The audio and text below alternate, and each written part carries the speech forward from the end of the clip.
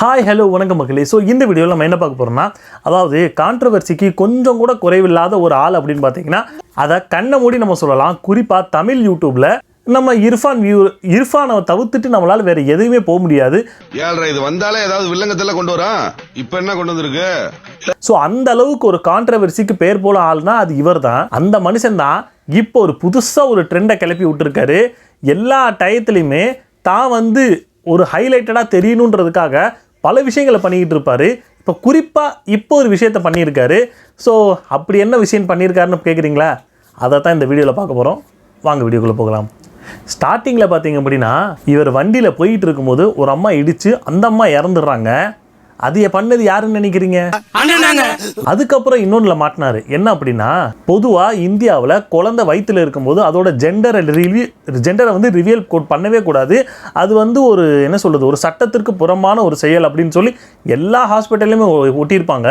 ஆனால் இவர் என்ன பண்ணுவார்னா, வெளிநாட்டில் போய் இதுக்கு ஜெண்டர் என்னன்றது தெரிஞ்சு அதை இவரோட சேனலில் போட்டு இது ஒரு பெரிய கான்ட்ரவர்சி ஆக்கி விட்டுவார். அது பண்ணுறவர் யாருன்னு தெரியுமா? அதுக்கு மேலே போய் இன்னொரு 6 மாசத்துல என்ன பண்ணார்னா, குழந்தையோட தொப்புள் கொடியை கட் பண்ணுறேன்ட்டு ஆப்ரேஷன் தியேட்டருக்குள்ளே போய் கட் பண்ணவர் யாரு தெரியுமா? எல்லாமே இவர் தானா? எல்லாமே அண்ணன் தான். இப்படி கான்ட்ரவர்சியை தேடி தேடி பண்ணக்கூடிய ஒரு ஆளு இவர் தான். இவருக்கு இதான் வேலை.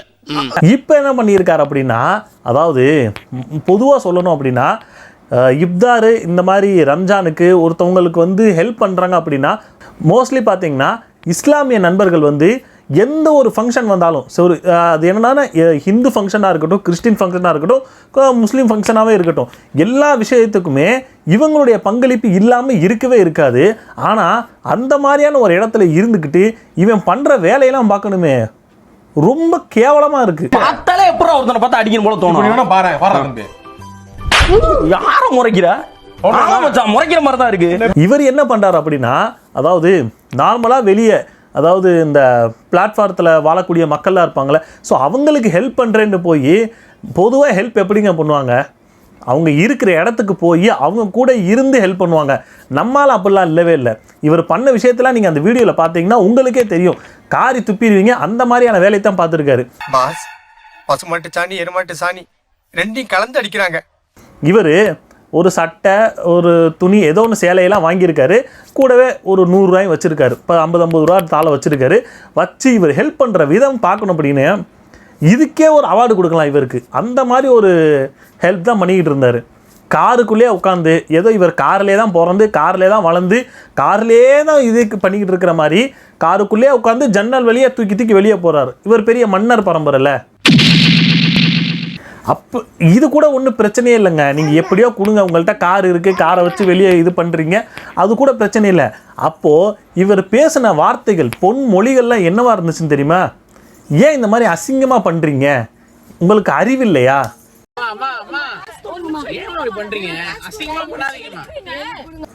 இதுக்கும் மேலே போய் என்ன சொல்கிறது, ஓத்தாமமானலாம் கேட்டுக்கிட்டு இருக்காருங்க.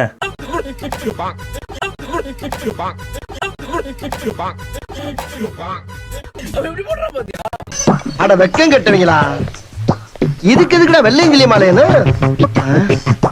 இன்னும் என்னென்னமோலாம் கேட்டிருக்காரு. இதில் முக்கியமான ஒரு விஷயம் என்ன அப்படின்னா, அவங்களோட முக பாவனைகள். அப்பா, இவ்வளோ ஒரு நவரசத்தையுமே நாங்கள் பார்த்துருக்கவே முடியாது அந்த அளவுக்கு. ஏன்னா இவங்க கொடுக்கறது பார்த்தீங்கன்னா காருக்குள்ளே இருந்து ஜன்னல் வழியாக கொடுத்துக்கிட்டு இருக்காங்க. அங்கே இருக்கிற மக்கள் யாருன்னு பாருங்க. யாருன்னா அந்த பிளாட்ஃபாரத்தில் ரொம்பவுமே கஷ்டப்படக்கூடிய, ஒரு நாள் சாப்பாடு, அதாவது ஒருவேளை சாப்பாடுக்கே கஷ்டப்படக்கூடிய மக்களுக்கு உதவி பண்ணுறேன்ட்டு போகிறாரு. ஸோ அவங்களுக்கு இப்போ நம்ம ஒரு 10 பேருக்கு கொண்டு போய் கொடுக்க போகிறோம்னா மேபி அதுக்கு அதிகமாக கூட அங்கே ஆட்கள் இருக்கிறதுக்கு சான்சஸ் இருக்குது. ஸோ அந்த மாதிரி இருக்கிற டயத்தில் அவங்க கொஞ்சம் நமக்கு கிடைக்குமோ கிடைக்காதோன்னு சொல்லி ஒரு பதட்டத்தில் கூட அவங்க முண்டி அடிச்சுட்டு உள்ளே கையை இது பண்ணுறதுக்கு சான்சஸ் இருக்குது. ஸோ இவங்க யார், இர்ஃபானும் அவங்க ஒய்ஃபும் உள்ளே உட்காந்துக்கிட்டு அவங்க கையை நம்ம மேலே பற்றக்கூடாதான், ஐயோ அலர்ஜி ஆயிரும், அப்படி இப்படின்ற மாதிரி ஒரு கேவலமான ஒரு முகபாவனையை வச்சு பண்ணுறதெல்லாம் ரொம்ப அசிங்கமாக இருந்துச்சு. இவர் அவங்கள பார்த்து அசிங்கமாக இல்லையான்னு கேட்டுக்கிட்டு இருக்காரு.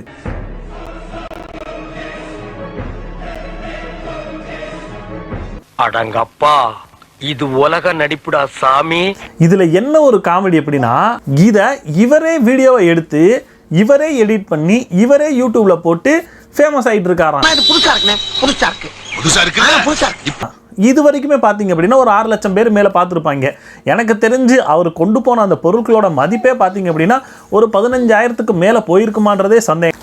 இப்போ இவருக்கு போயிருக்கக்கூடிய வியூஸ்க்கு ஓகே, இவர் வந்து வியூஸை வச்சு பொழைக்கிறாரு, யூடியூப்பில் போட்டு பொழைக்கிறாரு, அது ஒரு எனக்கு ஒரு அந்த மேட்டரே கிடையாது. ஆனால் இவர் இப்போ நல்லா இருக்காருன்ற ஒரே ஒரு காரணத்துக்காக இவர் தானுங்க போய் ஹெல்ப் பண்ண போனார். அவங்க ஒன்று இவங்கள்ட்ட ஒன்று ஹெல்ப் கேட்கலையே, அவங்க செவனேன்னு இருக்கவங்கள்ட்ட நான் ஹெல்ப் பண்ணுறேன்ட்டு போய் இந்த மாதிரியான ஒரு கேவலமான ஒரு விஷயங்கள்லாம் பண்ணி அவங்கள ஏதோ அசிங்கப்படுத்துகிற மாதிரி இவர் பண்ணிக்கிட்டு இருக்காரு. இதெல்லாம் பார்க்கும்போது இவரை பார்த்தா தான் அசிங்கமாக இருக்குது. இதெல்லாம் யாரா உன்கிட்ட கேட்டா, யாரா நீ? இதெல்லாம் அவங்க இடத்துல போய் பார்த்தா தான் தெரியும். குறிப்பாக நீங்கள் போய் தானமோ ஏதோ ஒன்று பண்ணுறீங்க அப்படின்னா இறங்கி நீங்கள் போய் கொடுக்குறதுல உங்களுக்கு என்ன ஒரு பிரச்சனை? சப்போஸ் நீங்கள் இறங்கி போய் கொடுத்தீங்கன்னா அவங்க ஒழுங்கா வாங்கிறதுக்கான சான்ஸ் அதிகமாக இருக்குது. இவங்க காருக்குள்ளேருந்தே கொடுப்பாங்களா? அப்போ காருக்குள்ளேருந்து கொடுக்கும்போது காருக்குள்ளே தானுங்க கையை விட்டு வாங்க முடியும். அப்போ இவங்க மேலே பட்டுருச்சு அப்படின்னா அதுக்கு இந்த ஆள் இர்ஃபானு கத்திக்கிட்டு இருக்காப்புல. அவன் இன்னும் திருந்தலமாமா. ஒரு உண்மையை சொல்ல போனோம்னா, நான் யூடியூப் சேனல் ஸ்டார்ட் பண்ணுறதுக்கோ இல்லை நிறைய பேர் பார்த்திங்க அப்படின்னா ஒருத்தவங்களை இன்ஸ்பயர் ஆகி பண்ணுவாங்க. ஸோ நானுமே பார்த்திங்க அப்படின்னா ஒரு கொரோனா காலகட்டத்தில் பார்த்திங்கன்னா இவருடைய சேனல் நல்ல வியூஸ் போச்சு, நல்ல சப்ஸ்கிரைபர் ஏறினாங்க, நல்ல ஒரு சப்ஸ்கிரைபர் கவுண்ட் வந்து அந்த ஒரு காலகட்டத்தில் தான் வந்துச்சு. ஸோ அப்படி இவருடைய சேனல்ஸை பார்த்து நானுமே பார்த்திங்க அப்படின்னா சேனல் ஆரம்பிக்கணும்னு சொல்லி எனக்குமே ஒரு மைண்ட் செட் வந்து அதுக்கப்புறம் தான் நான் சேனலே ஸ்டார்ட் பண்ணேன். ஸோ அந்த மாதிரி இருக்கும்போது எனக்கே ஒரு இதாக இருக்குது. ஏன்னா இந்த மாதிரி ஒரு ஏன்னா இவர் வந்து ஒரு என்ன சொல்கிறது, கீழேருந்து இப்போ மேலே போய் ஒரு நல்ல நிலைமையில் இருக்கார். ஓகே, அது ஒரு பெரிய விஷயந்தான். ஆனால் அந்த நிலைமையிலிருந்து வெளியே மேலே போனவர் இப்படி இந்த மாதிரி விஷயங்கள் பண்ணும்போது அப்போது உங்களோட மைண்ட் செட்டு என்னவா இருக்குன்றதை பார்க்கும்போது ஒன்றுமே புரியலை.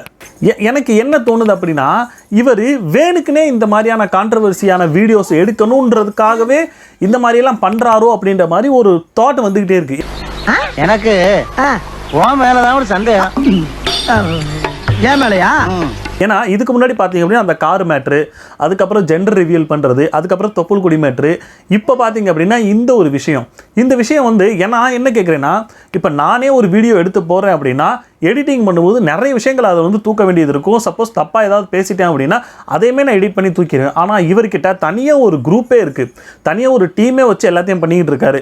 வீடியோ கேமரா வந்து ஷூட் பண்ணுறதுக்கு ஒரு ஆள், எடிட்டிங் பண்ணுறதுக்கு ஒரு ஆள், அதை குவாலிட்டி செக் பண்ணுறதுக்கு ஒரு ஆள். ஸோ இந்த மாதிரி நிறைய டீம் இருக்கும்போது யாருமே நீங்கள் அதை பார்க்கலையா அப்படின்ற மாதிரி தான் எனக்கு தோணுது. ஏன்னா இந்த வீடியோ நீங்கள் பார்த்தீங்கன்னா அவர் ஸ்டார்ட் பண்ணுற அந்த வீடியோ, இப்போ நார்மலாக ஒரு வீடியோ ஸ்டார்ட் பண்ணோம்னா இந்திஸ் வீடியோன்னு சொல்லி அந்த வீடியோக்குள்ளே என்ன வரப்போகுதுன்னு சொல்லி ஒரு கண்டென்ட்டாக ஒரு ஸ்டார்டிங்கில் ஒரு வீடியோ வரும். நிறைய பேர் அந்த வீடியோ போட்டிருப்பாங்க. ஸோ இவருமே பார்த்தீங்க அப்படின்னா இந்த வீடியோவில் இந்திஸ் வீடியோன்றதில் போட்டு இவர் இந்த மாதிரி கேவலமான ஒரு விஷயம் பண்ணுறத ஸ்டார்டிங்லேயே இவர் காட்டுறாரு. அப்போது இவருடைய இன்டென்ஷன் என்னவா இருக்குது? அப்போது இந்த வீடியோவில் நான் இந்த மாதிரிலாம் பேச போகிறேன், என்ன இது வந்து கான்ட்ரவர்சி ஆகணும் அப்படின்றதுக்காக வேணும்னே பண்ண மாதிரி தான் இருக்குது. என்னையெல்லாம் யாரா என்னடா பண்ண போகிறா, எனக்கு பின்னாடி இவர்கிட்ட கேட்டால் என்ன தெரியுமா சொல்லுவார்? தமிழ்நாடு என் பின்னாடி இருக்கு. அந்த மாதிரி என் பின்னாடி அரசாங்கமே இருக்குடா அப்படின்ற மாதிரி நான் என்ன பண்ணாலும் யாரும் ஒன்றும் பண்ண முடியாதுன்ற மாதிரி ஒரு திமிரில் பண்ணுற மாதிரி தான் எனக்கு தோணுது. நம் ராஜதந்திரங்கள் அனைத்தும் வீணாகிவிட்டதே. ஏன்னா நார்மலாக மக்களை நம்ம எந்த ஒரு குறையுமே சொல்ல முடியாது. ஏன்னா இந்த காலகட்டத்தில் ஒரு சேலைக்காகவும் ஒரு 100 ரூபாய்க்காகவும் முண்டியடிச்சிட்டு வரக்கூடிய மக்கள் இன்னமும் இருக்க தான் செய்கிறாங்க. அதில் குளிர்காயக்கூடிய ஆள்களும் இப்படி இருக்கத்தான் செய்கிறாங்க. அப்போது உதவி பண்ணணும்னு நினைக்கிறீங்களா, போய் டைரெக்டாக போய் அவங்கள போய் பண்ணுங்கள். சப்போஸ் நீங்கள் பண்ணக்கூடிய உதவி வந்து தெரியக்கூடாதுன்னா ட்ரஸ்ட்டுக்கு போய் பண்ணுங்கள். இல்லை தெரியணும் அப்படின்னா இந்த மாதிரி வேலைகள் பண்ணாமல் ஒருத்தவங்களை அசிங்கப்படுத்தாமல் பண்ணுறது வந்து நல்லதுன்னு நினைக்கிறேன். இந்த மாதிரி கேவலமாக பண்ணிக்கிட்டு இருந்தீங்கன்னா ஒரு இவ்வளோ நாள் மேலே இருக்கிறவங்கள கீழே இறங்குறதுக்கு ரொம்ப நேரம் ஆகாது.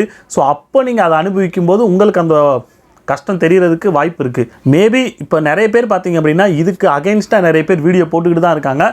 இது அவர் கண்ணில் பட்டுச்சு அப்படின்னா இதுக்கு ஒரு மன்னிப்பு வீடியோவோ இல்லை அதில் மனம் வருந்தி இவர் வீடியோ போட்டு அதுக்கு வந்து நான் பண்ணது தப்பு தான் சொல்லி அவர் வீடியோ போட்டாருன்னா நல்லது.